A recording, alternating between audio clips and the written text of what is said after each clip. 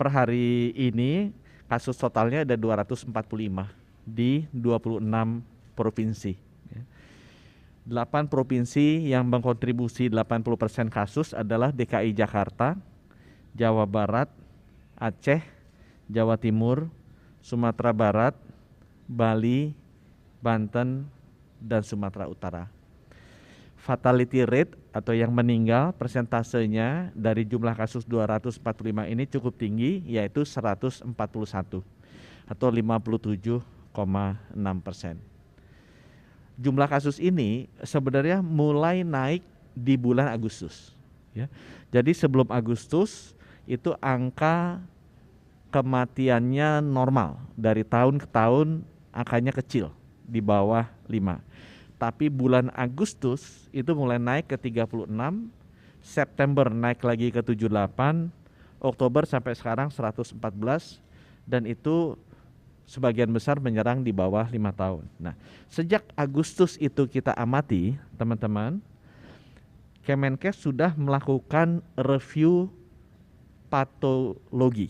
Jadi kita lakukan analisa lab patologi karena dugaan kita penyebabnya di September adalah virus, bakteri, atau parasit. Jadi balik lagi ya, kasus ini teridentifikasi kenaikan di bulan Agustus, bukan di awal tahun, di bulan Agustus. Bulan September kita kumpul, kita melakukan analisa patologi dari anak-anak yang terkena kasus ini untuk melihat apakah dia terkena virus atau bakteri atau parasit. Hasil analisa patologi itu kecil sekali kemungkinannya disebabkan oleh virus atau bakteri. Jadi misalnya ada bakteri Leptospira, itu banyak dibicarakan, ini bisa menyebabkan sakit ginjal. Kita udah cek semua anak yang kena itu 0% bakteri Leptospira gitu ya. Kita bilang oh mungkin ini gara-gara COVID. Kita udah cek semua anak yang kena kurang dari 1% yang ada COVID-nya, positif virus COVID-nya. Jadi dari situ di bulan September kita memang terus terang masih menduga-duga ini penyebabnya apa. Karena hasil tes patologi di bulan September dari kenaikan kasus bulan Agustus itu tidak ada yang secara signifikan disebabkan oleh bakteri, virus maupun oleh parasit. Ya. Di akhir September, jadi sebelum 1 bulan mulai ada kenaikan, kita sudah mengeluarkan surat edaran ke seluruh rumah sakit, seluruh kepala dinas agar melakukan tata laksana perawatan yang standar. Nah, baru kita agak terang pada saat WHO mengeluarkan surat edaran 5 Oktober. Jadi balik lagi ya, kasus ini mulai terjadi bulan Agustus, bukan di awal tahun. Kita mulai bergerak di bulan September dengan analisa patologis yang kita dapetin tidak ketemu penyebabnya apa.